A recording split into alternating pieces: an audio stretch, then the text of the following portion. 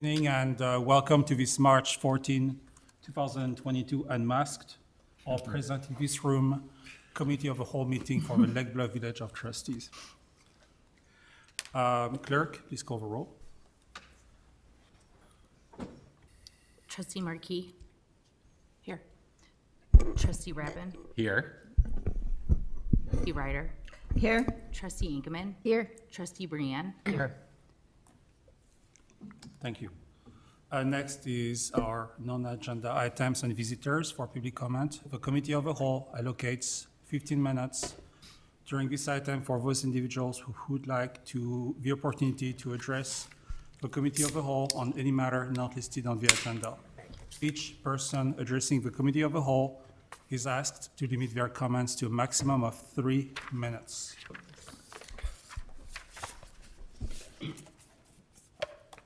Obviously, we have nobody in this room. Do we have anybody online? Next is our item number 4, the general business. The Committee of the Whole will entertain requests from anyone present to modify the order of business to be conducted. Did we have any requests? Thank you. Moving on to item 4A, consideration of the minutes from the February 28th, 2022 Committee of the Whole meeting. Is there a motion to approve the minutes? So moved. Second. Thank you. Just to be clear, there was a correction of the correction to be sure that Trustee Ryder was not shown as participating in the votes because she was absent from that meeting. And I had a couple minor corrections that were passed along as well. Any more changes? So, thank you. Clerk, please call the roll. Or is this a voice vote? Voice vote, we're fine. So it's a voice vote. Anyone in favor? Aye. Anyone opposed? The motion passes. Thank you. Next is item 4B, a discussion regarding requests for extraterritorial utility services and annexations. So we have had quite a few discussions lately about land use, annexation, and utilities, and I would like to say that Devil is in the detail on this subject.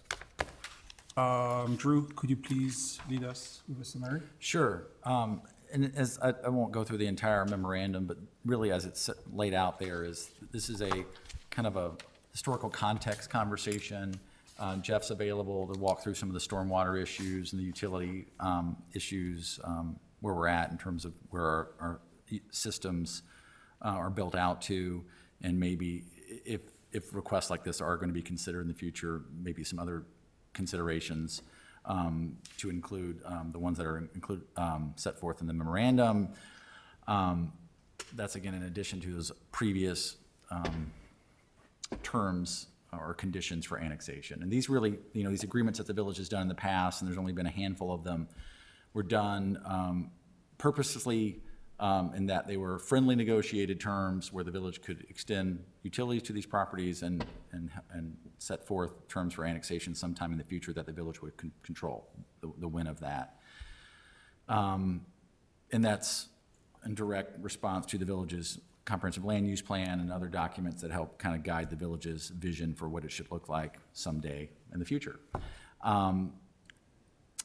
There was also another policy agreement that the village entered into, which I included in the packet. It was that corridor agreement between the village and the city of North Chicago. That's another 20-year agreement that's going to come up due in another 6 years, I believe. But that was another document that talked about how the Arden Shore area would be managed with respect to the city of North Chicago and the village of Lake Bluff, and who would be service providers and so forth. Also included in this memorandum were those other outstanding, I have to say, new considerations that the village may want to talk about tonight or sometime again in the future is, when the village has brought properties into the community, when it was new construction, they set forth terms in terms of the bulk and scale of the house, and so you need to follow R2 zoning. So maybe most of those agreements, or none of them, included other standards as it relates to building codes. Should they have to have sprinklers like the villages do? Did not include guidance with regards to the village's tree preservation and protection ordinance. Did the village want to have that also as a standard to talk about, or demand of anybody annexing into the village? As well as historic preservation, and it's kind of like, that's one of those that we've talked about. It may not be in the Arden Shores area today, but the village's benchmark is 50 years still, in the codes. And so 50 years from now, something in there could be important. And so worthwhile talking about. There are other areas in the village that the village may have utilities near someday, thinking about Shore Acres and the clubhouse and some other historic structures in that vicinity that may be worthwhile to preserve or meet the village's standards when it comes to landmarking. So again, things to think about that previously were not included in agreements like this. And then really the final thing is just to be crystal clear on where this request is. We had a conversation, we being village staff, met with the owner of 4 lots along, Jeff, could you bring that up, please, and share? 4 lots along Melvin Drive. We got some documents from them late on Friday, but this land is really, it's almost essentially contiguous to the village on Campbell Court where it backs it up. Jeff, you're muted. There we go. Thank you. So,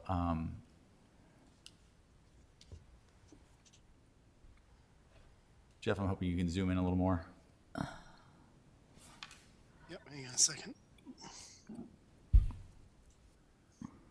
But we met with the owner and the engineering firm and some other, I may have been the builder, but they were talking about these properties here and what their plans are. They also were involved, the engineer was also involved in the property, and I'll let Jeff show you where that is, to another property in the very close vicinity. So they were talking about what would it take to get water and sewer, and we shared with him the previous agreements, the terms of those annexations and what it took to get water, sewer, and then, but we let them know that this is a topic that has not been touched by this body for a very long time and maybe worth revisiting. So I wanted to bring it to you all sooner rather than later and talk through a lot of these issues and then maybe chart a path forward. So Jeff, would you go ahead and describe the area, please? So this is Cole Drive Cole Avenue, is down here. Campbell Court is here. This is Douglas, it says Terrace. I've heard it called Douglas Trace, but at Melvin Drive. This area has been undeveloped forever. There's a couple houses scattered through here. There's more housing to the west and the north here as you get closer, kind of working your way back towards the medical college. There could be a house built here. A guy came in, they were going to build this street out to here per the county's requirements to get a building permit here. We approved that. It hasn't happened yet, but it could. Our utilities, our water and our sanitary come off Campbell Court and they terminate right here right now. This house on Melvin is not in the village, but it is served by village sewer and water. So this developer, I think the other property, Drew, they own is maybe these 2 lots. It's 2 lots in this area. And they obviously have these lots up here, which they are proposing to build on. And they have asked for at least village sewer and potentially water. So they put this plan together showing a sewer extension. I think this is a sanitary coming up this way and a water extension up this way. Our stubs that we ran out to here were put in at a time where the village was contemplating annexing this whole neighborhood. So capacity is not an issue. It's just if we desire to serve them or not. One issue that I would have is they're showing this water main just dead ending up here. We actually have water to right about here on Cole. If this was extended, current state rules says you should loop it, and it should be looped for the benefit of our system as well. So I would say they would have to bring it down Douglas and tie into our existing water main right about here and complete the loop on that rather than making it a longer dead end. Obviously Campbell Court has had flooding issues since it was built. This area was looked at as a potential to make a detention pond several years ago. That study didn't show enough of a benefit to make this a pond, to really make that. It was probably $1 million project. That didn't seem to show enough benefit to be worth the cost, but that was considered. Any building here will have a minimal effect on Campbell Court, but it will have some effect. Every paved surface will have some impact. Most of the stormwater in this area, we do have a couple of storm inlets here and a storm sewer back here. Most of it flows, you can see this little stream back here, up against the Navy base's fence and then goes this way. This area floods because the culvert under the railroad is just too small. So water backs up into the backyards and sometimes the homes of Campbell Court. Water backs up all the way up this stream up into here. And in these backyards back here as well when we get a really heavy rain. Jeff, you didn't have that Seabell study of this area, did you, handy? I don't have it handy. I mean, I know what it says. Yeah. It's just kind of, you want to see the flooded areas. I mean, it's pretty much this yard and then it cuts off the screen here, but all of these backyards back here and then up through here. Oh, sorry, go ahead. What would it take to resolve that flooding literally? Jeff, do you want to talk? Yeah. So it was looked at. We don't believe that we can legally have that culvert increase. It dumps into Shore Acres. There's a railroad culvert. It runs through the ditch along the McClory path and it goes underneath Sheridan Road. So the state, IDOT, has a culvert there as well. I think they even looked at making that bigger and said that didn't even have as much of an impact as we would have hoped on Campbell Court. But ultimately, a new pipe, a much larger pipe through the berm that the railroad sits on and through Sheridan Road into Shore Acres, and then possibly some improvements into Shore Acres would be needed to actually have a significant impact on the flooding in this area. And all that property we do not control. And I understand that Shore Acre would not be also that okay getting that water, correct? Yes, no, Shore Acres has significant erosion problems as it is in that channel, and they would not like to make it worse by having additional water pipe that way. And so I understand that we have a builder who is trying to build, space for 4 houses on this land. So what are the implications with a combined flooding with the construction of these 4 houses?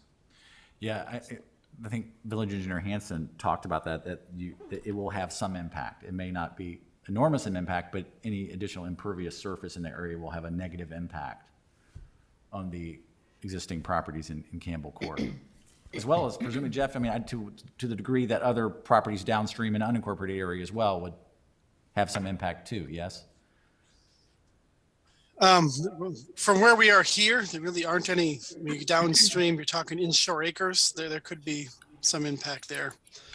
I will note that this lot here, they show just essentially the septic system here. I don't know if we provided them with sewer, if this would make this lot buildable and you might get an extra house here. Drew, could I ask a question about, since this is unincorporated, or Jeff, you may know the answer to this, but they don't have the same bulk restrictions we do. That's correct. So as it stands right now, the amount of impervious surface that would be allowed, because the permit's sought from the county, not from us, would be dramatically different than potentially than what we would allow. So the exacerbating factor is not just the building, because if you go on to maps and look at this, that shows without leaf, these trees leafed out, this is densely treed property, which is now mitigating the flooding to some degree. You remove all those trees and it will get exponentially worse. So if Campbell Court's in Lake Bluff, and part of our job is to protect, kind of serve and protect, I'm not sure how this does that. I get the desire for development, but not at the expense of people who already live there. Particularly in an unincorporated area where they could put, I don't know, what's the, Yeah. could get permission to put much larger homes with more impervious surface there. And they want the water and the sewer because they don't want to have to account for a septic field. Isn't that correct? Yes. So aren't we creating a problem where none exists, or exacerbating one, potentially? Jeff, could you clarify for the board too, where the existing isolated wetland is? So this is the limit of wetland has delineated. Right now, they're showing kind of that limiting how much they can build out. There are ways that you can buy out some wetland fill. So right now, they're showing a very minimal impact to the wetland right here. But that is not to say they couldn't apply for permits to disturb more of that wetland. And, you know, we don't have veto power over a building permit on these lots. They're just asking us for sewer and water to make them more buildable than they are now. Yeah. Yeah, so they, by right, they can build here. We're not deciding whether or not they can, we're just deciding whether or not we utilize the village's resources to help them. Can I please ask, And the terms by which the village would allow that, right? You can dictate this, the scale of the home, as the village has done, and said you need to be subject to the R2 regulations. You can add in like tree protection, that if you want water and sewer bad enough, these are the terms by which we will deliver it. So you can control, and in annexation agreements like this, they're very broad in what the village can ask for, correct, Peter? Yes. Yeah, so if the village were to agree to do something, we would want to know really clearly what the impact was going to be, and that impact was going to be mitigated.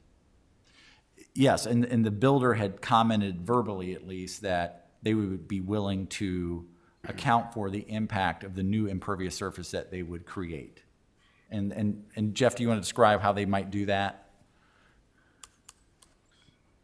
Well, when somebody builds a house in Lake Bluff, we have detention requirements. We have them build 1,000 gallons. There is some math behind that, but that is typically, most houses in Lake Bluff are rebuilds rather than, you know, undeveloped site. So you could do some math to figure out exactly how many gallons during a 100-year storm their increased impervious will produce. But as Trustee Brienne said, that, you know, doesn't account for things like trees. But we could certainly ask them to do some water retainage, though they don't really have a lot of space to do that on their lot, but that could be. Other thing I note, just looking at this drawing now, is they do end the street here rather than finish it because they don't own this property. But we did talk as well about fire truck and making a turnaround for people. And this, I don't know if that would meet our truck turning or not. I think the answer would be probably not. We had a very brief conversation with the fire chief about that, and he had some concern about this, just as we did when they were further west here, the Douglas Trace or Terrace improvements. We were concerned about that, and I believe, Jeff, didn't we testify at the zoning hearing at the county? Maybe not. I did not, but Yeah. I know that, you know, they had us approve the road plan for Douglas for their other house. So presumably we'd have to sign off on Melvin as well, if this is what they came forward with. But this road, if this road was improved, it would be a township road. And maybe to your point earlier, Trustee Rappin, yeah, if the village does not provide utilities, it doesn't mean these properties could not get developed, right? They could get developed under the county's regulations and have to build well and septic for utilities, which clearly limits the quantity of units they can build, but doesn't mean that it can't be developed. Right. And last question, sorry, Regis, then. Is it a zero cost to us? So whatever the impact cost is of installing water and sewer would be picked up by the developer. So it's really just us granting an expansion of our water and sewer? Or is there a negative cost to the city? They would install it. We would have to maintain it and eventually replace it. So that was one thing I think Drew and I talked about, is sometimes you charge a higher rate for extraterritorial service, and that would certainly be a consideration. Yeah, at some point, it's, you know, traditionally speaking, residential development is not as fruitful economically as commercial development, right? The idea that these will demand services, there's, you know, infrastructure here to support them, and at the end of the day, it's not like it's producing sales tax or, you know, so. Yeah. can I please ask, in this very case, what are the pros and cons for if we were to annex that? If there was 4 lots or that whole area, including the wetland that is there, what is in for us? What is in for us to spend or to gain? What is in for the developer to gain or to lose? or the people that are living around that area. So, yeah, I think it's probably, we hit on a lot of it in this memorandum, loosely, but not specifically saying here's a pro and con list, right? Yeah. So, I mean, the pros are, well, let me go with the cons first. So the cons is annexation is going to take a very long time, right? So it's not like the village's pace by which it's pursued annexation in this area has been friendly annexations only because there hasn't been a general consensus, a large consensus or overwhelming, there has not a petition from residents coming to us saying annex us, right? So it's like, it's going to take a very long time. So that's probably, if it's going to take a long time to do this in a way where you could really probably effectuate the control you want to, that you would see in your lifetime. So, and that's a pro, as the village can control the development, of that area. The annexation agreements provide a level of control, but it's not perfection, right? But it's a way to try to achieve that to the best of our ability. Let me back up too. Just the general idea that this area, and specifically Arden Shores South and North too, is that these areas are already within the village's other taxing bodies that provide services. The Park District, the school districts, 115, 65. And so the idea that this is already part of the greater community, not unlike Knollwood, right? But just the geographic location and that the village's plan commission years ago, back when it wrote the 97 comp plan, viewed this area as very similar to and should be part of the community corporate boundaries at some point in time. And so that was their vision for this, and that was, so the village has been following that blueprint. But I think what's changed since now and then is that the village has better information about stormwater in that area. And I don't know that that necessarily means that the village is going to stray from that land use goal of annexing this area, but I think it's new information that perhaps even the village, if you all wanted to, you can refer this matter back to the Plan Commission Zoning Board of Appeals to consider. I think we talked about a couple weeks ago that in the village's tentative budget, there's $100,000 to update the comprehensive land use plan. So this could be addressed as part of that conversation, saying that we have new information now about stormwater. We have other standards. If you read the memorandum, it included what the village's comp plan talked about in terms of considerations for annexation. At the time, it was only ability to serve with utilities, right? Well, looking at the things that we've talked about, that our development team looked at and said, well, what about tree preservation? Well, that the village certainly didn't have the tree preservation ordinance that it has on the books today, back in 1997. The historic preservation was not on the horizon clearly yet. So there's been changes in policy that are new that the village has not considered as part of annexation agreements in the past. And so maybe that group can look at that with the greater lens of where do we want to go as a community in all areas, and certainly specifically with this area. So I'm not answering your question, Regis. So, but yeah, I think it's a very difficult Yeah. subject, that's the Yeah. problem. yeah. Drew, I was just going to mention also, it's right now under the Township Road and Bridge, correct? Or do we maintain and plow those roads? Township maintains. So that's another added number of miles of plowing and maintenance.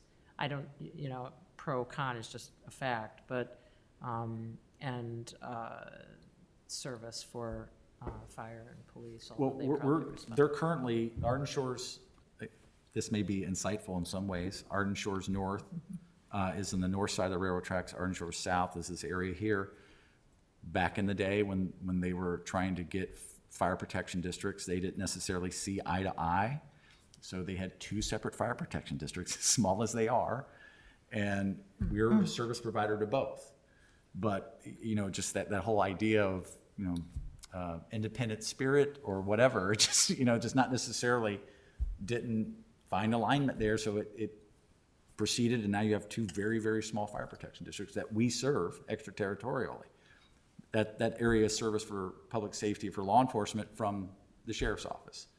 And as Trustee Brian pointed out, it's, the roads are, now we'll scrape coal because we're going back to get the cul-de-sac out there at Campbell, but the other roads are handled, the truck has to come back and hit it from the, By the township. by the township offices, yeah. I have a quick question.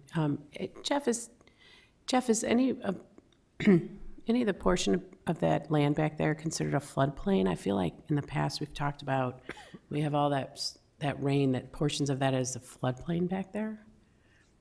It's not designated as floodplain because there has been no flood study that has mapped it as floodplain. You know, essentially it's a backup around a culvert. You know, we do see a stream here. It is Right. possible that it could be mapped. A lot of times people will do a drainage study and identify, you know, land underneath the 100-year flood zone, but will not actually have it mapped with FEMA. Right. Yeah, I guess I was just thinking about, in the past, how we've had homes built on pieces of property that really, there shouldn't be a home there, you know, the property can't really manage the water, it can't really manage having a structure built on it. And then, you know, 20 years down the line, the homeowner comes to us and says, hey, we're flooding. And the village approved this home or this piece of property. Now, I know we wouldn't be approving, like anyone could build there, is what it sounds like. But by us putting in water and sewer, and putting some contingencies on the house, it's a little bit like us saying, okay, go ahead and, you know, move forward. And I would hate to see 20 years down the road, we already know there's water issues back there, that the village be on the hook for fixing. They're usually large sums of money. That's the only reason why I bring it up. Those things, when they have to be fixed, are really expensive. So that would be one angle that I would be looking at when we're looking at something like this. And what you describe is, you know, exactly what happened at Campbell Court with some of those homes. We have better information now. I'm sure if they built homes here, they would be high enough because we do have the study done, so we have better information. But you know, that has happened, and that's unfortunate. Like I said, that we are dealing with these problems 20, 30 years later after those homes were built. So one of the questions is, you know, well, how can the village exercise some control? What can we control? What are the levers? And if we were to say yes to extraterritorial utility services and annexation, then we can pull some levers, but because of that, it also seems more likely that it would be developed when in the existing situation, we're already in a bad flooding situation at Campbell Court. So any development of any sort. So what is the likelihood that something will be developed at all? We don't know. Do we gain more control by saying, okay, we'll control this and this and this, but then what it does is it makes the likelihood of it being developed even greater, as opposed to if we say we're not going to be a part of it, you can work out what needs to be done and build as of right, whatever you're allowed to build as of right, but it would be less likely because we're not greasing the skids and providing what is being asked. I don't know if we can say with any likelihood that what we do has an impact to make it happen or not happen, but I'm concerned that it feels like we say if we annex or we provide those services, at least we can control and we can say something about the trees and we can say something about all these things. I just remember very vividly several years ago seeing some pretty graphic, horrific pictures of flooding all around those homes, and the feeling of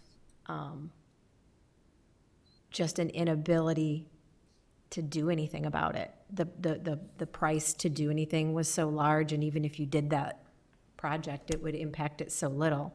And we all know that, you know, we can see that if you put more impervious surface, even though you do some other mitigations, even if it gets this much worse, the people who have water flowing into their houses are gonna be just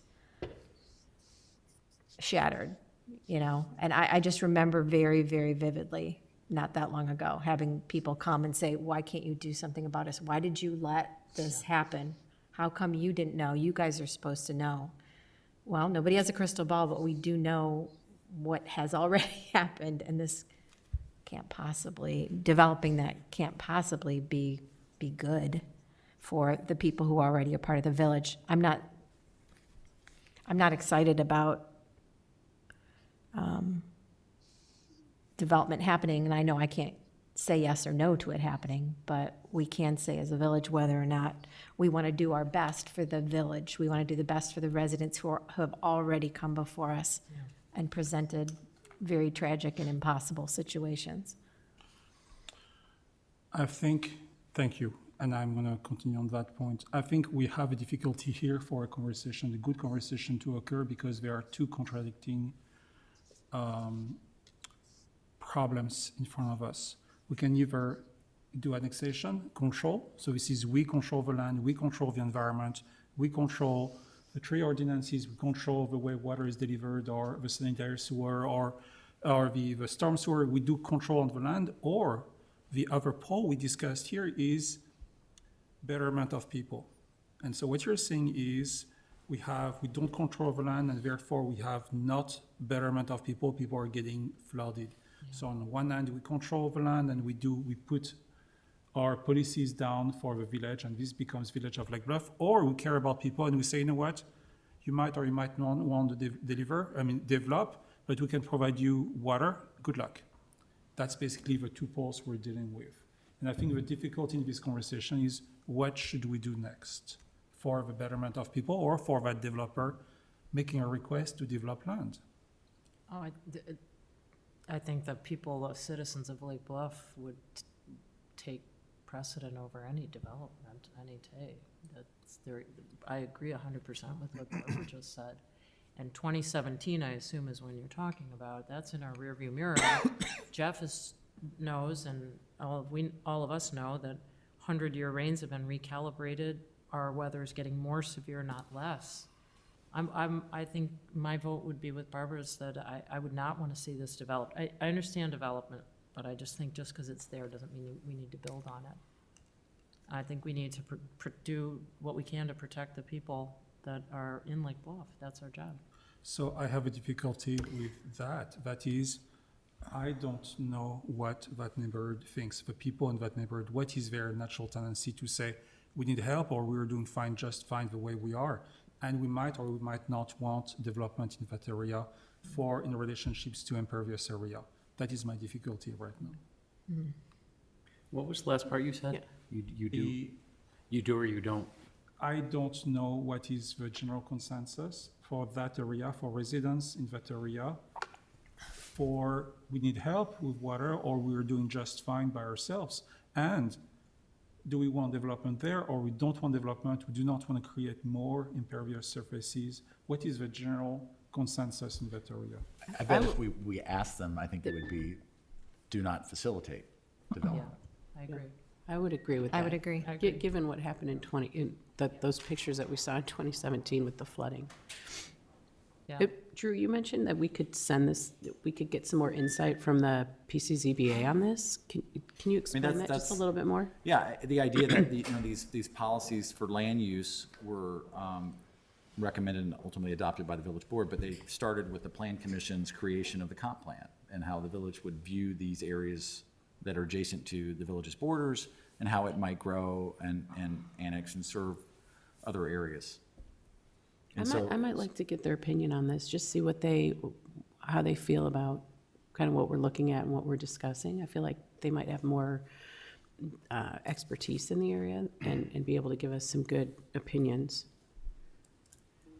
I would say, How Regis, everybody to your else feels. question, it would be the latter. I think that people generally in this area, just from my knowledge over the years, and also in Knollwood, prefer less interference and choose to live there because it is unincorporated, and they do get the benefit of the township doing road and bridge, so that helps them. But I would guess that they like the fact that there's not a lot of development there, and that they don't, they have some more freedoms that are available to them because they're not in the village, but they're in the park district and the school district. So it's sort of the best of both worlds for them.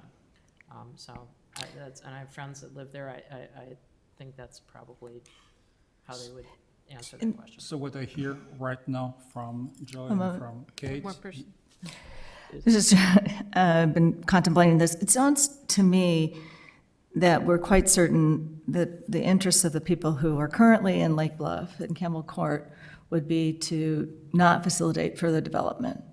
And since those are our constituents, I think that's, unless I'm told that there's some other legal standard we have to apply, like in the best interest of the, I don't know, environment or something.